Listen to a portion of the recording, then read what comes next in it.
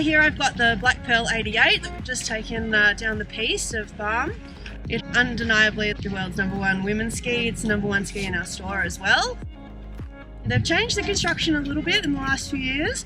It still looks as beautiful as ever, but it had much more stability and I could get the most out of the side cut and the turn. But yeah, we were skiing pretty high speed and there was no wobbles. It enjoyed skiing some short turns as well, so it doesn't mind kind of changing up the radius of the turn and doing as it's told. I would honestly take it anywhere throughout the resort, both on really icy mornings and taking the bumps, and even in the afternoon on the slush. I think it would be excellent performing as well.